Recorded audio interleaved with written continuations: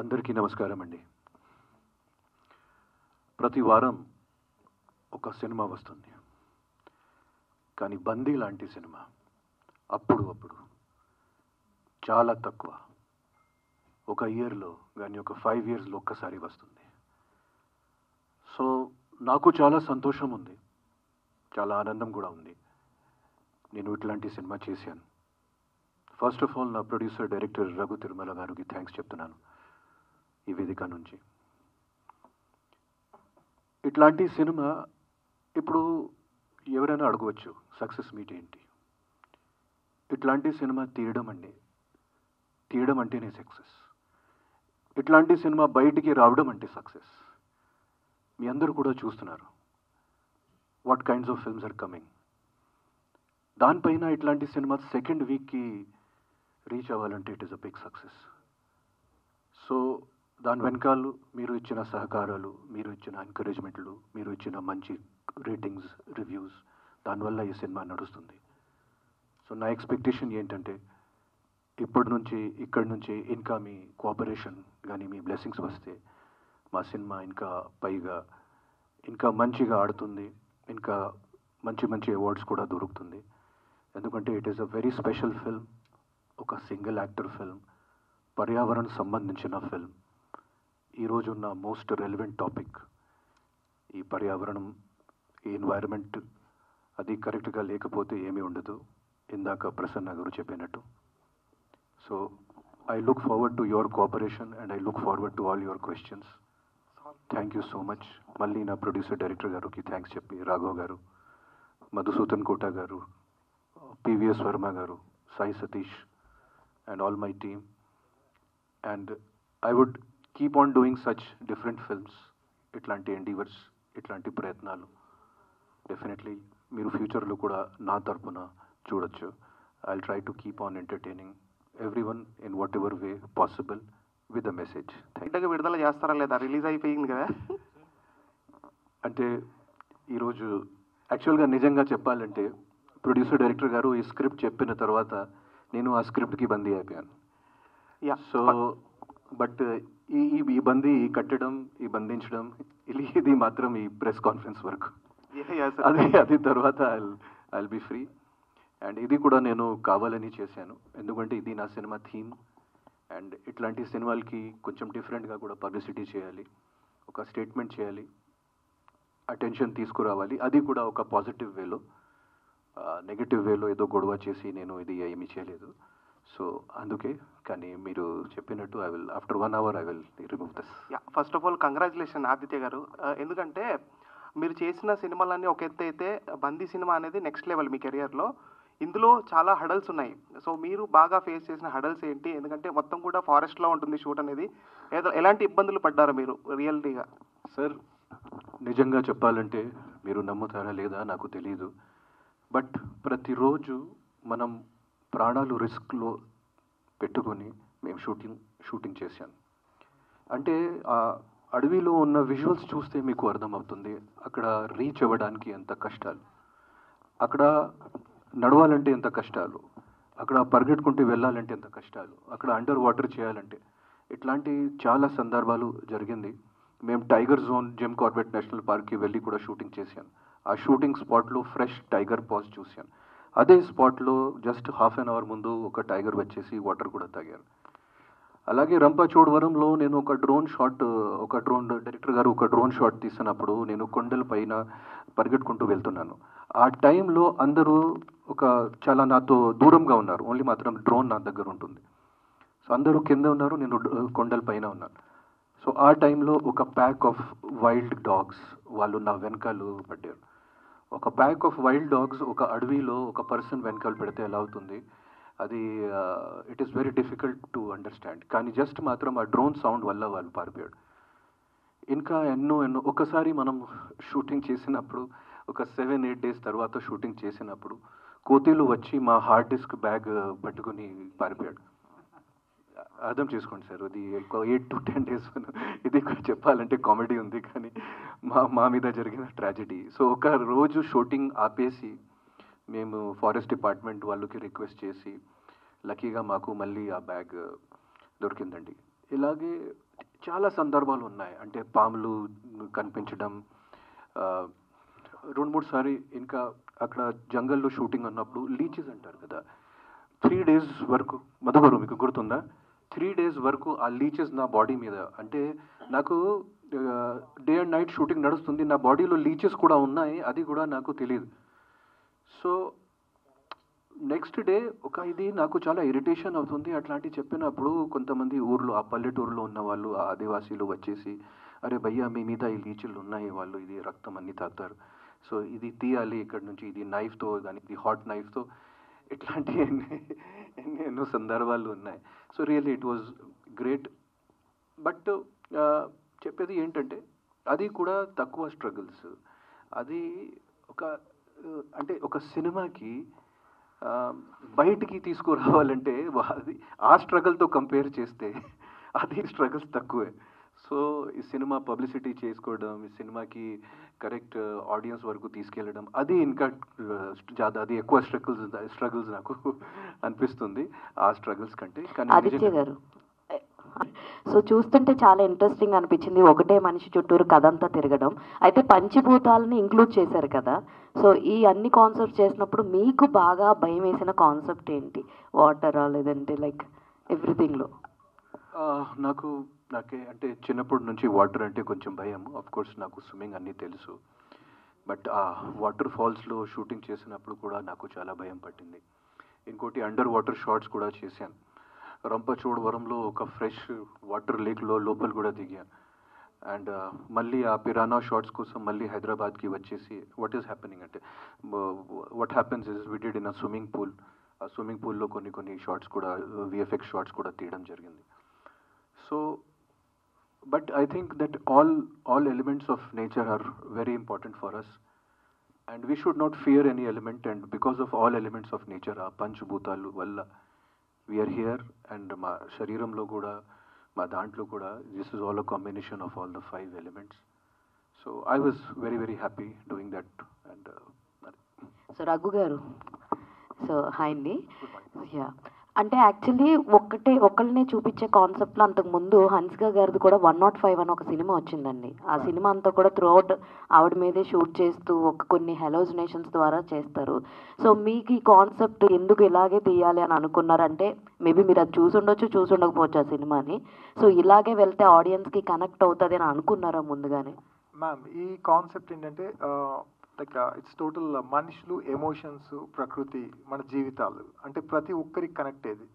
మిగతా సినిమాలు చాలా మంచి సినిమాలు వచ్చాయి మీరు చెప్పినట్టు, is wonderful movies, all are related to the specific zone, ఒక టైప్ ఆఫ్ సెట్ ఆఫ్ పీపుల్కి సెట్ అయ్యేది, ఒక ఎమోషన్, ఒక భయంలో.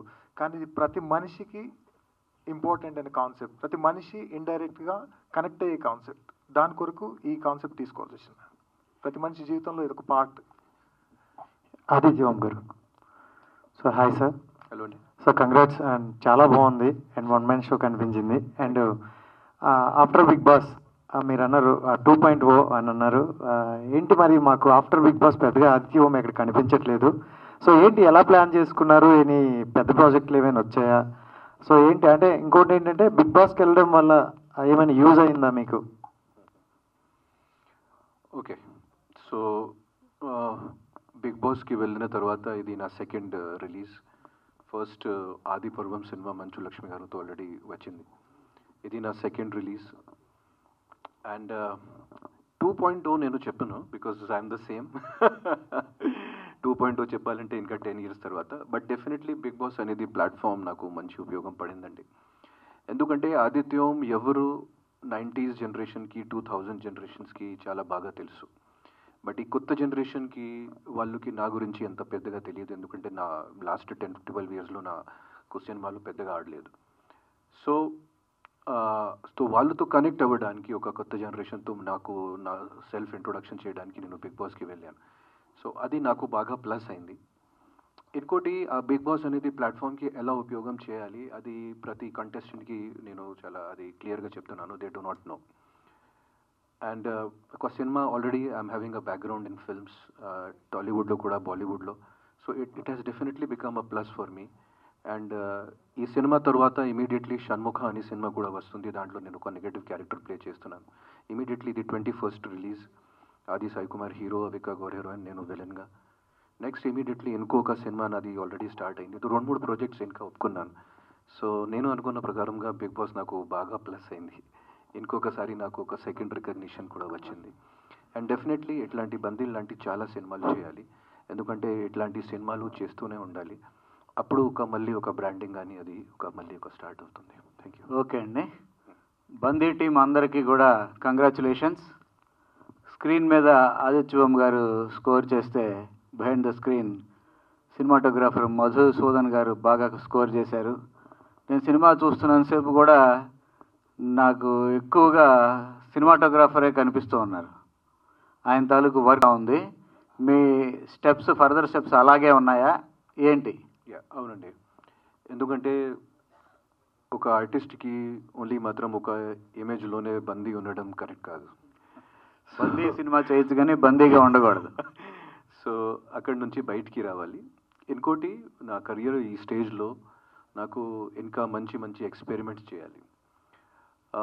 ఈ స్టేజ్లో ఉన్న నేను గట్టిగా ఒక మాట అంటే, విజయ్ సేతుపతి గారు ఎట్లాంటి రోల్స్ ఇప్పుడు తమిళ్ సినిమాలు చేస్తున్నారు, అట్లాంటి రోల్స్ చేయడం నాకు చాలా ఇష్టం. సో అట్లాంటి అవకాశాలు వస్తే I will try to do my best and I can do it. అది కూడా నాకు నమ్మకం ఉంది నా అబిలిటీస్ మీద. So I will trying to do something different. కానీ ఓన్లీ మాత్రం బిగ్ బాస్ ద్వారా టేక్ ఆఫ్ వచ్చింది, అది దాంట్లో అంత కరెక్ట్ కాదు. ఎందుకంటే నేను బందీ చేశాను బిగ్ బాస్ ముందు, ఆది పర్వం చేశాను బిగ్ బాస్ ముందు, దానం కూడా బిగ్ బాస్ ముందు జరిగింది. అఫ్ కోర్స్ బిగ్ బాస్ ద్వారా మళ్ళీ ఆడియన్స్తో కనెక్ట్ అయ్యాను, దాంట్లో అసలు అది డౌట్ లేదు. అండ్ కొత్త ప్రొడ్యూసర్స్ కూడా నా గురించి ఆలోచిస్తున్నారు. Okay, Adityam is back. So that first of all మీ కంబ్యాక్తో చాలా హ్యాపీగా ఉన్నారు చాలామంది. సో ఊహించిన విధంగా ఒక డిఫరెంట్ మూవీని అయితే తీశారు. అండ్ అందులో పర్టికులర్గా చూస్తే ఎలుగుబంటి ఎక్స్పీరియన్స్ అయితే డిఫరెంట్ అది. సో ఆ ఎపిసోడ్ కూడా చాలా డిఫరెంట్గా ఉంది. దాని గురించి ఎంత కష్టపడ్డారు? అయ్యో, ఎలుగుబంటి కాస్ట్యూమ్ లోపల నేనే ఉన్నాను. ప్లీజ్, అంటే we have release the making also, మా హ్యాండిల్స్లో చూడండి. సో ఆ ఎలుగుబంటి కాస్ట్యూమ్ వేసుకుని ఆ జంగల్ ఫ్లోర్లో పాకోవడం, అది it was very difficult. And చాలా స్టంట్స్ కూడా ఆ కాస్ట్యూమ్ లోపల ఉన్నా కూడా చేశాను. That costume was very heavy, చాలా భారం ఉండేది ఆ కాస్ట్యూమ్కి, ఆల్మోస్ట్ ఒక 5 to 6 kg కాస్ట్యూమ్.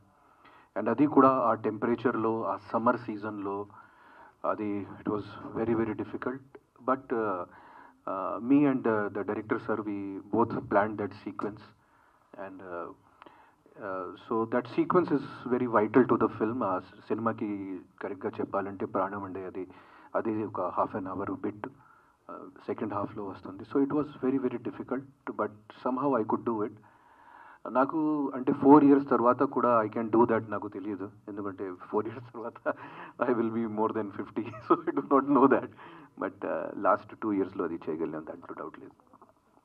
సార్, రాజకీయంకి వెళ్ళాలంటే చాలా డేరింగ్ ఉండాలి. ఇక్కడ క్వశ్చన్ అడిగింది ఎవరండి? మీరే కదా? చాలా డేరింగ్ ఉండాలి.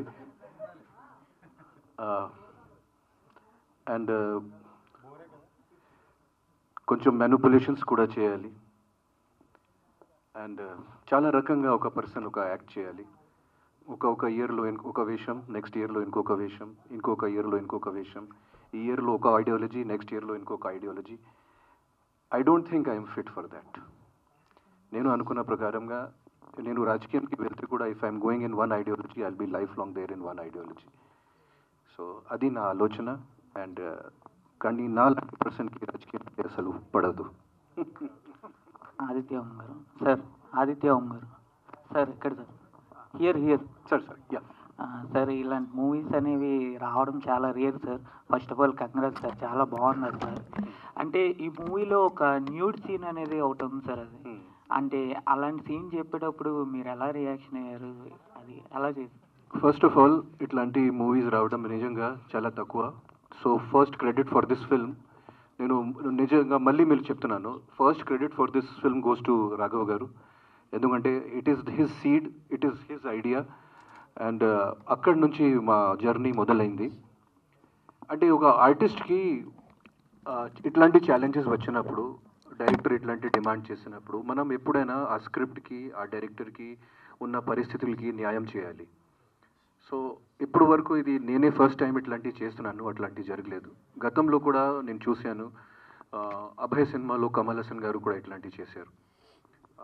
తెలుగు సినిమాలు చూస్తే నాకు గుర్తుంది, శ్రీకాంత్ గారు ఆపరేషన్ దుర్యోధన్ సినిమాలు కూడా, లేటెస్ట్గా రణబీర్ కపూర్ యానిమల్ సినిమాలు కూడా. సో బట్ డైరెక్టర్ గారు చెప్పినట్టు he has to be one with nature. ఒక మనిషి ఒక ఆది కాలంలో ఎలా ఉండేది, ఆ కాన్సెప్ట్ అది that is what he wanted to convey. So ఆ బట్టలు ఉంటే ఆ కాన్సెప్ట్ కన్వే అస్సలు అవ్వదు. సో అందుకే నేను ఆ డైరింగ్ చేశాను. అండ్ డైరెక్టర్ గారికి నేను ఒకటే రిక్వెస్ట్ చేశాను, నా డైరెక్టర్ గారికి, రాఘవ్ గారికి అండ్ డిఓపి గారికి, చాలా కొంచెం పోయిటిక్గా తీయండి, ఇది చూస్తే ఒక పెయింటింగ్ లాంటి కనిపించాలి. సో అది జరిగింది. సోషల్ సర్వీసెస్ అవన్నీ చేస్తున్నారు, ఎడ్యుకేషన్ సంబంధించి అని. సో ఫర్దర్గా మీ యాక్టివిటీస్ ఎలా ఉండబోతున్నాయి అపార్ట్ ఫ్రమ్ మూవీస్?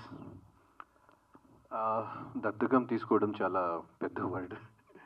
అక్కడ నేను కొన్ని సోషల్ యాక్టివిటీస్ చేస్తున్నాను. అది కూడా మా విజయవర్మ బ్రదర్ లాంటి ఆయన నాకు మోటివేట్ చేస్తూ, నాకు గైడ్ చేస్తూ ఉన్నారు. సో కొత్తగా మేము ఒక 6 వాటర్ ప్లాంట్ కూడా అక్కడ కట్టాము. ఒక 6 వాటర్ ప్లాంట్ నెక్స్ట్ ఇయర్ మేము ఇంకా సంథింగ్ వీఆర్ ప్లానింగ్.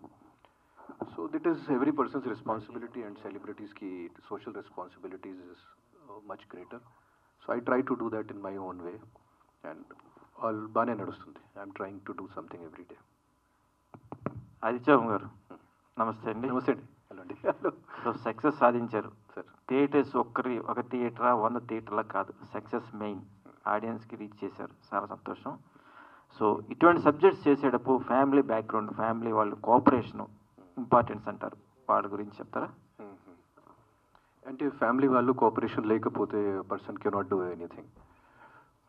బికాజ్ అది ప్రతి పర్సన్కి, అండ్ ముఖ్యంగా ఒక క్రియేటివ్ పర్సన్కి చాలా ముఖ్యం, ఇంట్లో ఉన్న అట్మాస్ఫియర్. ఎందుకంటే బయట మనం ఫైట్ కానీ అన్ని పోరాడాలు చేసుకోవచ్చు, కానీ ఇంట్లో అట్మాస్ఫియర్ మంచిగా లేకపోతే ఒక పర్సన్కి చాలా కష్టాలు, ముఖ్యంగా ఒక ఆర్టిస్ట్కి. ఎలాగైనా ఒక artist life is very difficult. So only because of the support of my wife and my family and my mother that I could, I am able to do all this work, and I am so busy. So ఈ subject ఒప్పుకోవడానికి ముందు homework ఏం చేశారు? ఎన్ని రోజులు preparation అయినారు? అసలు ఇంత ఇది డిఫరెంట్ క్యారెక్టర్, డిఫరెంట్ వేలు వెళ్ళాలి క్యారెక్టర్ పరంగా. హోంవర్క్ చాలా చేశాను. ఫారెస్ట్ డిపార్ట్మెంట్స్ వాళ్ళ దగ్గర కూర్చొని, సార్ అడవిలో ఏమేమవుతుంది, అడవిలో ఏమైతే ఏమవుతుంది, అడవిలో ఎలా అది చేయాలి. కానీ నాకు మెయిన్ ఛాలెంజ్ ఈ సినిమాలో ఏంటంటే, మేము పార్ట్స్లో షూటింగ్ చేశాను. ఒకసారి 10 days షూటింగ్ చేసిన తర్వాత మళ్ళీ 6 months తర్వాత మళ్ళీ ఒక 10 days షూటింగ్, ఇట్లాంటి 2-3 years వరకు షూటింగ్ చేశాను. సో మళ్ళీ ఆ క్యారెక్టర్కి వెళ్ళాలంటే, మళ్ళీ ఆ డెప్త్కి వెళ్ళాలంటే నాకు కొన్ని కష్టాలు అనిపించింది. So for that I had to do lot of homework. And ముఖ్యంగా ఈ సినిమాలో ఫిజికల్ ఛాలెంజెస్, మెంటల్ ఛాలెంజెస్ కంటే ఎక్కువ అనిపించింది నాకు. బట్ మిగతా I try to do my best. Director గారు చెప్పినట్టు, రాఘవ్ గారు చెప్పినట్టు, మా డిఓపి గారు ఎప్పుడైనా మంచి ఫ్రేమ్ పెట్టినప్పుడు, ఆదిత్య మీరు అక్కడికి వెళ్ళాలి, నేను ప్రతిసారి ఒప్పుకున్నా, ఓకే సార్ మీరు మీ మంచి ఫ్రేమ్ కోసం అసలు మీరు కాంప్రమైజ్ చేయకండి, నేను వెళ్తాను, ఏ కొండలైనా సరే, ఏ వాటర్ ఫాల్ అయినా సరే, ఎక్కడైనా సరే. సో అట్లాంటివి కూడా జరిగింది. So it was more of me physical challenge and there are then mental challenge.